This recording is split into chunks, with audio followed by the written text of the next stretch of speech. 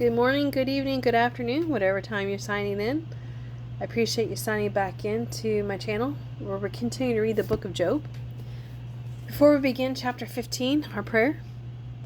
Father, as I read and receive your word, may it deeply be rooted in me, so when difficulty comes, it will be your word that encourages and strengthens me. Amen.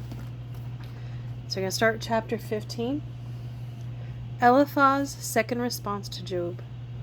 Then Eliphaz the Temanite replied, "You are supposed to be a wise man, and yet you give us all this foolish talk. You are nothing but a windbag. It isn't right to speak so foolishly. What good do such words do? Have you no fear of God, no reverence for him? Your sins are telling your mouth what to say. Your words are based on clever deception. But why should I condemn you? Your own mouth does. Were you the first person ever born? Were you born before the hills were made? Were you listening to God's secret counsel? Do you have a monopoly on wisdom? What do you know that we don't? What do you understand that we don't? On our side are aged, gray-haired men much older than your father. Is God's comfort too little for you? Is his gentle word not enough? What has captured your reason? What has weakened your vision? That you turn against God and say all these evil things. Can a mortal be pure? Can a human be just? Why, God doesn't even trust the angels. Even the heavens cannot be absolutely pure in his sight.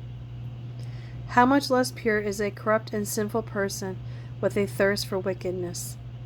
If you will listen, I will answer you from my own experience, and it is confirmed by the experience of wise men who have heard the same thing from their fathers.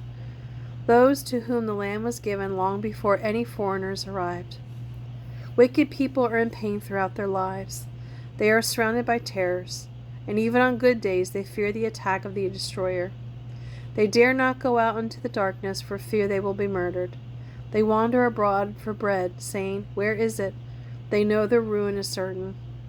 That dark day terrifies them. They live in distress and anguish, like a king preparing for an attack. For they have clenched their fists against God, defying the Almighty. Holding their strong shields, they defiantly charge against him. These wicked people are fat and rich, but their cities will be ruined. They will live in abandoned houses that are ready to tumble down. They will not continue to be rich.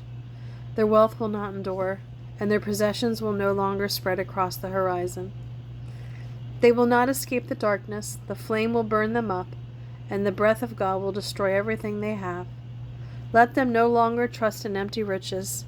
They are only fooling themselves, for emptiness will be their only reward.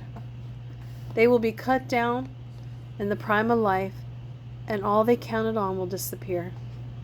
They will be like a vine whose grapes are harvested before they are ripe, like an olive tree that sheds its blossoms so the fruit cannot form. For the godless are barren, their homes enriched through bribery will be consumed by fire. They conceive trouble and evil, and their hearts give birth only to deceit. Job's fifth speech, a response to Eliphaz. Then Job spoke again. "I have heard all this before. What miserable comforters you are. Won't you ever stop your flow of foolish words? What have I said that makes you speak so endlessly? I could say same things. That makes no sense. I could say same things if you were in my place. I could spout off my criticisms against you and shake my head at you, but that's not what I would do. I would speak in a way that helps you. I would try to take away your grief. But as it is, my grief remains no matter how I defend myself, and it does not help if I refuse to speak. O God, you have ground me down and devastated my family. You have reduced me to skin and bones, as proof, they say, of my sins. God hates me and tears angrily at my flesh. He gnashes his teeth at me and pierces me with his eyes. People jeer and laugh at me. They slap my cheek in contempt. A mob gathers against me. God has handed me over to sinners. He has tossed me into the hands of the wicked. I was living quietly until he broke me apart. He took me by the neck and dashed me to pieces.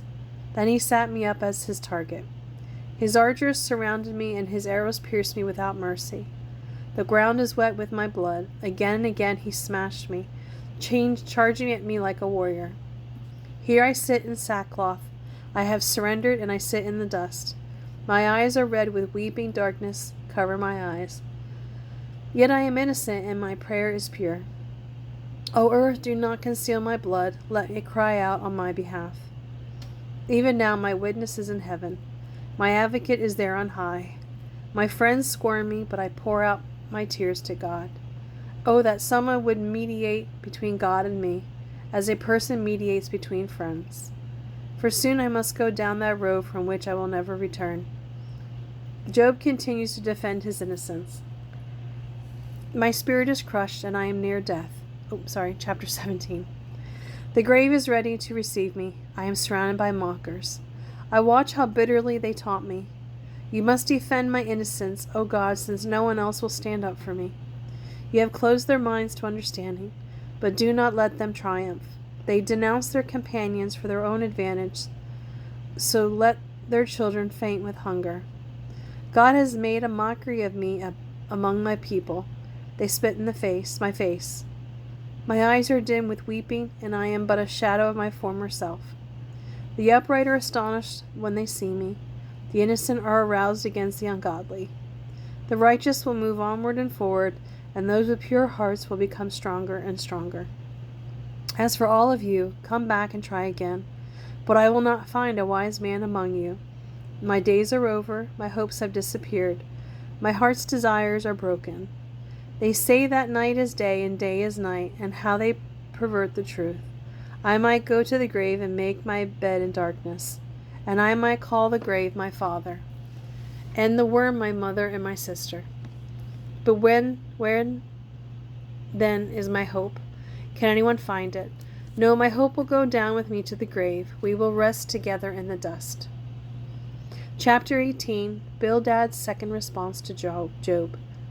Then Bildad the Shuhite replied, How long before you stop talking?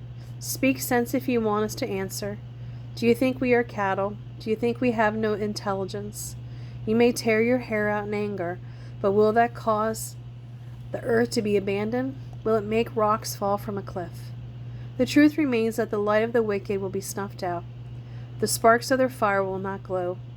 The light in their tent will grow dark.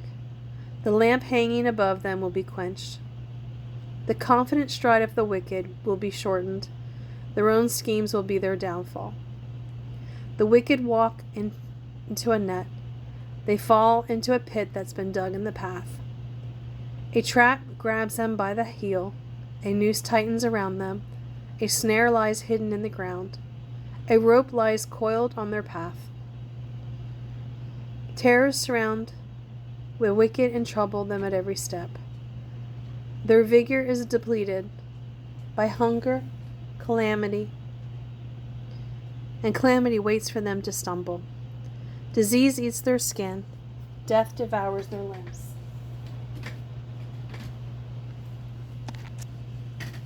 They are torn from the security of their tent, and they are brought down to the king of terrors.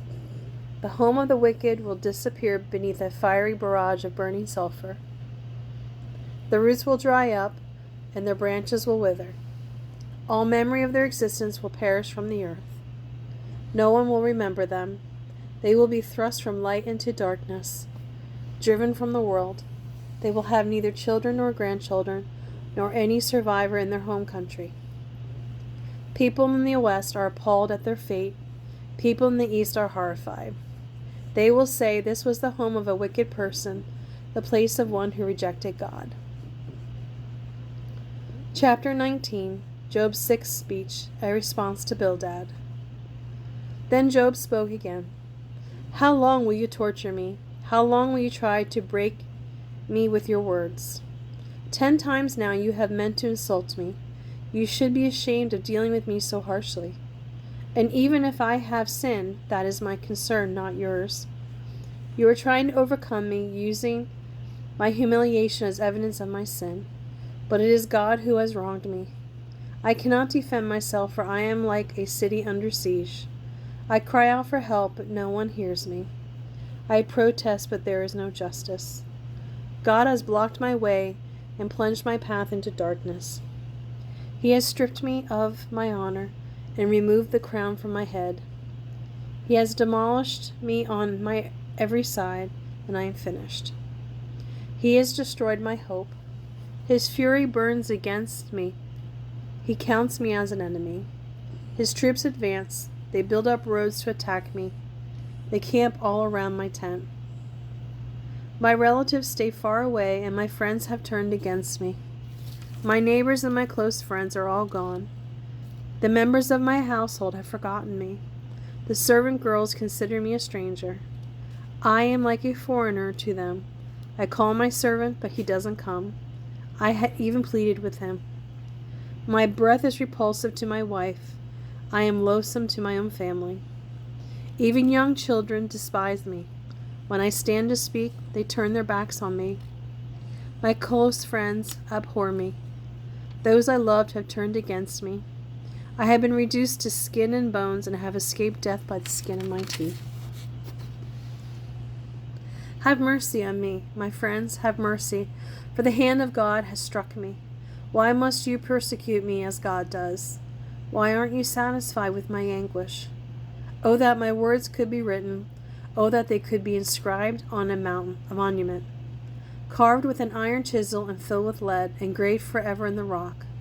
But as for me, I know that my Redeemer lives, and that he will stand upon the earth at last. And after my body has decayed, yet in my body I will see God. I will see him for myself. Yes, I will see him with my own eyes. I am overwhelmed at the thought. How dare you go on persecuting me, saying it's his own fault? I warn you, you yourselves are in danger of punishment for your attitude. Then you will know that there is judgment. Well, thank you for joining me today. I greatly appreciate you signing in. We'll pick up tomorrow and continue with Job, chapter 20. Until then, I hope you have a great day and a blessed day. Bye.